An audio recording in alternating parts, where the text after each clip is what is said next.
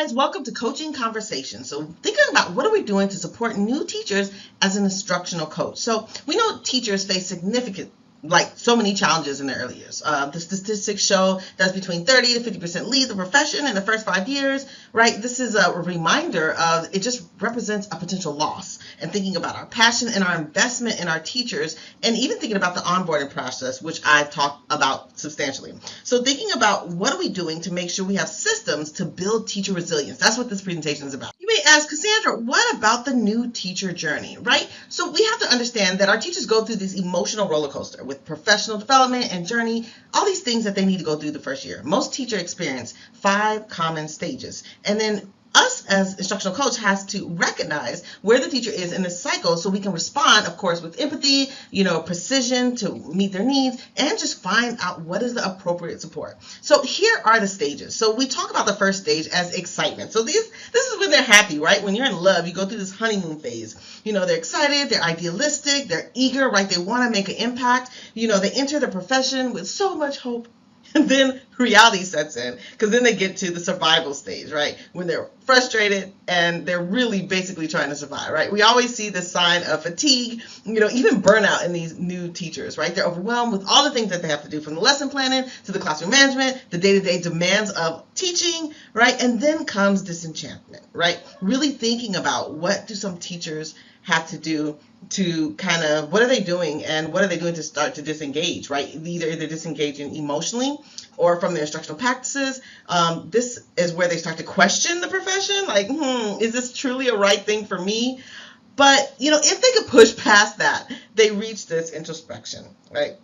And that's when this is the powerful stage right here. This is when they begin to reflect on okay, this is working and this is not. They're more open to coaching and professional growth at this point. So this is the perfect time you can come in and support your team. Finally, this part is revitalization, right? Teachers start to look ahead, right? They're looking forward to next year. Now they have a clear understanding of their strengths and their areas of growth. They begin with intention, right? And so when we think about our coach's role and how we're walking alongside of them through each of the phases, providing emotional support during each of these phases, offering practical tools, and building their confidence, right? We're their cheerleader. So it's not just about helping them survive the year. It's about setting them up for long-term success. I ask you, what model are you using, right?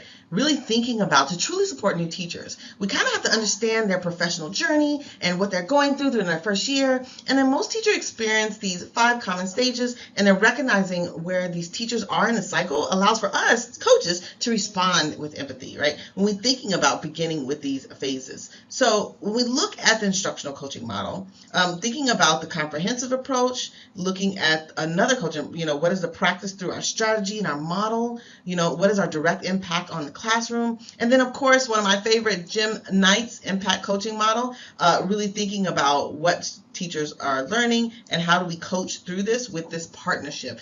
All right, like I said, I'm a true fan of Jim Knight's coaching model, but when we're thinking about his model in detail, this is pretty much what we need to support our new teachers. It has this foundation of strategic knowledge, really a deep understanding for effective teaching practices, right? Includes good pedagogy, what are some classroom management, right? Content knowledge, and, to be transparent, without this, much of our feedback, it will lack relevance because we don't have the foundational skills. So then we're thinking about what we need to do to focus on our coaching skills. This is really crucial when it comes to the communication techniques that build trust, like listening, how are we paraphrasing what we're hearing, how are we asking open-ended questions to make sure we can be a collaborative partner.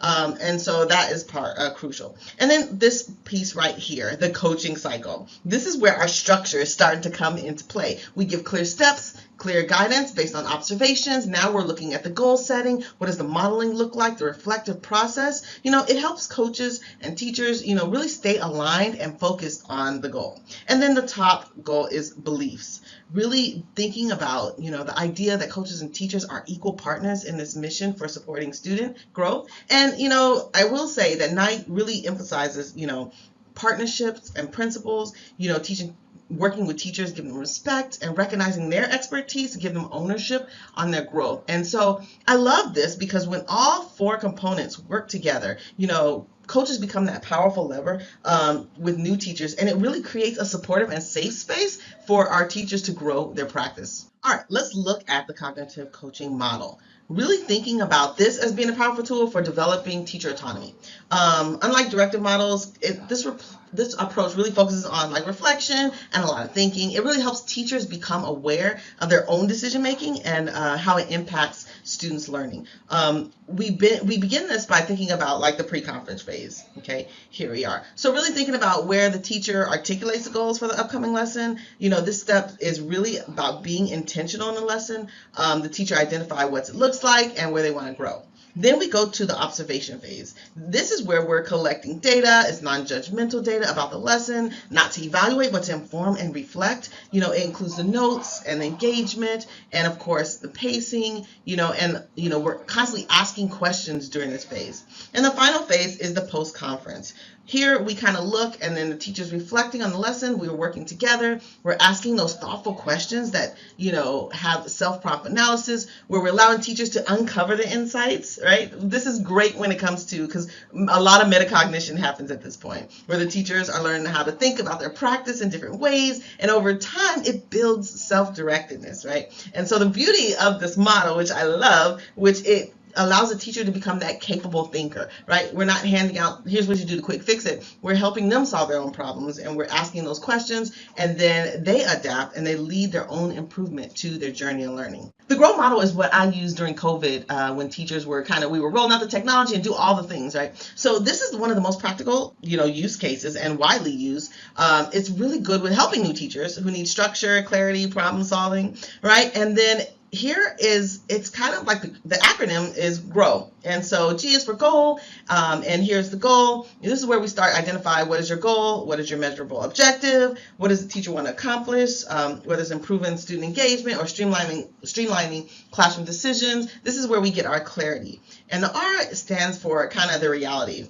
This is where we kind of okay, what is the reality of what's going on here? How do we assess the current situation? What's actually happening in the classroom? And this really... This is good because this step encourages really honest reflection, and it helps teachers kind of uncover some of the challenges and some of the concerns that they're having in the classroom. And the 3 is, of course, options. Thinking about how do we brainstorm possible strategies, some pathway forward. Coaches don't give solutions at this point, right? Instead, we're constantly asking those guiding questions that help teachers kind of explore so many range of possibilities and weighing the pros and cons. And then W is for will, really being able to what will you do? Finally, how we move into this action plan. What does the teacher do next? Where are they committed to making change? What plans are set? And then constantly turn it into impact goal, right? So now we're talking about what is our SMART goal based on what will you do, okay? And so this is a great tool for agency and new teachers because through COVID, it was okay, what will you do now? What is the one thing we could do now to change what is happening or to reflect on our teaching to make that move forward? And just having teachers have ownership of their goal and their growth, they feel empowered to make their SMART goal, to make their change. So I love the GROW coaching model. So when supporting new teachers, there are 2 major components. One is the mentoring, which I did a whole presentation on that. Make sure you check that out. And then it's the kind of plan, impromptu kind of interaction. So we're going to start with the mentoring relationships because really pairing that new teacher with a seasoned supportive mentor can be empowering and very transformative for anybody. So the mentor teachers offer guidance and also insights, and they can also tell you about the politics and the unwritten rules of the school culture that aren't really displayed. Where can you go? What do you say to certain people? And that is not really stated often in different spaces at schools, right? So a good mentor will really give you that emotional support, that cheerlead, that model of professionalism, and it helps teachers belong. So they're connected with somebody that wants to see them do well throughout their years, okay? And so you can get things from professional development, but I want you to know that, of course, effective mentors are supporting and they're helping with that guide. And the second 2 is different interactions, right? So thinking about not just only regular scheduled check-ins, which of course you're doing 30 to 45 minutes weekly, a little quick check-in, but it also gives teachers a predictable space to share and reflect and be transparent. reflect on what is really going on, why they're really frustrated. And these impromptu are amazing because they're hallway conversations like, what the heck was that? Like, hey, true, honest text like, hey, I don't know what's going on. Can you help me here? Or quick emails, chats, after school. These small interactions really build that community and that connection with the teacher, because other than that, the teacher is alone. So really understanding that teachers have that trust with their mentor teachers, and they have a support system within the school. Okay, documentation, observation, and feedback practices are, of course, that's what we do. That's core in what we do, especially when we're working with new teachers. But how we approach this makes a difference. One of the things I love to do is go in and leave happy notes at the beginning of the year. So I'm going in everybody's classroom so nobody feels singled out or why she didn't come or why did she come in my classroom, right? So thinking about all these components, just gathering data is number one. When we're observing a class, we want to gather data, collect our evidence and our tools, making meaningful comments like, ooh, the lesson went well, being specific, student responses, engagement patterns. We're talking about instructional strategies that were used. These are the conversations. These are based on facts and documents with statements that are written under it. So just thinking about how is this aligned to the teacher growth? What are we doing to document these things? Number two, thinking about providing our feedback, which is balanced, right? A balanced approach builds trust, right? We can highlight what's working while gently offering next steps, right? We call that the sandwich method. You say something great, one or two concerns, and then something great again, right? So thinking about how you have these conversations so it's not confrontational. Again, we're trying to build our teachers up, make this trustful relationship. So it takes a lot of work. So make sure you practice with other coaches when you're having these conversations. And then reflection, right? Rather than jumping with solutions, always reflective questionings that will help you. Maybe you should try group work. We might ask, what patterns did you notice? Student engagement during independent time, right? How did students collaborate? Really thinking about what are the observational behaviors that you've seen, inviting reflection from the teacher, and then the feedback becomes the actionable items, supportive, and of course, non-threatening. And exactly, it's what new teachers pretty much need to continue on their journey. So in high impact, you're talking about getting inside of the classroom. So what are you doing to model and some of these strategies so you can be successful together, right, as a team? And so these are some strategies that, of course, if you're a coach in the classroom, you're doing. Modeling, of course, is the best way to kind of show rather than tell. Modeling specific strategies, whether it's classroom management technique, proximity, whatever you're doing, questions method to keep students engaged. Maybe it's small group instruction, maybe you're providing live examples in the moment. Thinking of what are you doing to make sure that the teacher can see this in action. It kind of lowers that barrier to implementation so they can be like, I could do that. I can see myself doing that. The second one is co-teaching. I love to co-teach with people. We're always sharing our best approaches. We're both taking on a piece of the lesson. This is very useful for, allowing teachers to kind of assume more responsibility. So maybe that gradual release, really co-teaching communicates that I'm not going to let you drown. We're in this together. Let's go, right? So I love the co-teacher model. Definitely that is part of my coaching book. In the moment coaching.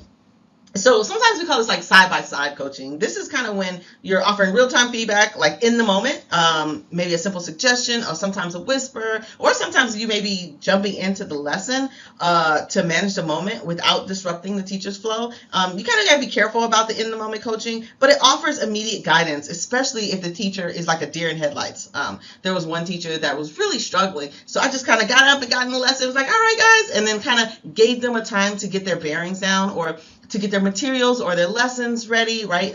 So really thinking of this is a time to support your teacher in the moment when you see something that's not going well and they're kind of frustrated, right? Data-focused support. Last but not least, really thinking about after instruction, how can we help our teachers analyze the work, the samples of data, the student work? With this goal, it's really thinking about like building literacy, connecting instruction to like our decisions, our student outcomes, and really having a reflective practice that supports, the goal of course, our future lessons. So what are the student outcomes? We want to have a blended model of collaboration, support, and really thinking about what is the evidence-based reflections that we should have during our lessons. Okay, as a coach, we cannot teach our teachers like we did our students, or work with our teachers like we did our students, right? They're adult learners, right? And of course, if you know anything about Malcolm Knowles, right, the principles of adult learning, or andragogy, really thinking about these are principles that help us create coaching experiences that really resonate with our results. So really thinking about the self concept.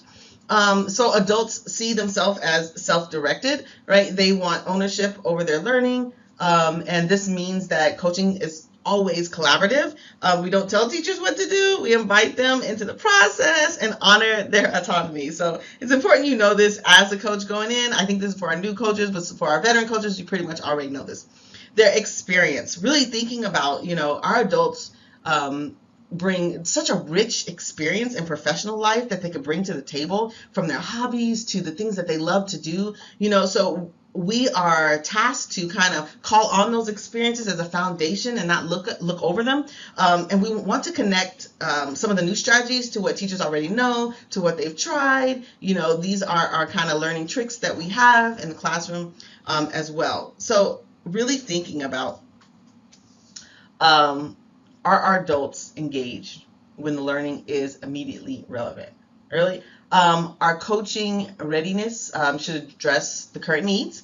It's kind of like managing or challenging class, or kind of differentiating for a struggling student. It's one of those things where, adults really want to learn like what is relevant and what is relevant to their role. So we have to be really concrete and direct with why this is important and why this matters to the teacher. Orientation. So looking at a problem-centered learning over context-centered. And so thinking about this is what it means to really solve like real-world challenges. This is not just information. Our conversations are always tied to authentic classroom goals and the problems that our teachers are having like today.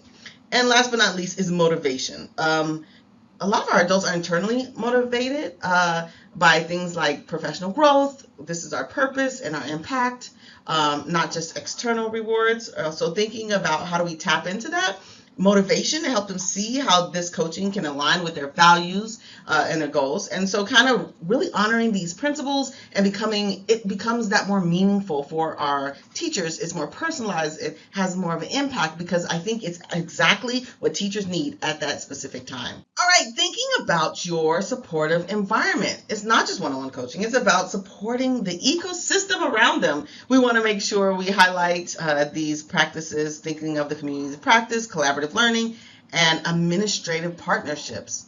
So the community practice, it's, thinking about structured groups where teachers have similar roles. They come together, reflect on their practice, and they learn from one another. This is great. It just creates just a collective efficacy. So we're in it together. The meetings usually happen during lunch. Thinking about like our PLCs, what is it focused on? What are our topics? What's our agenda? How are we going to measure growth? And what does that even look like? Of course, our collaborative learning, when we're thinking about peer observation and shared planning and what that even looks like.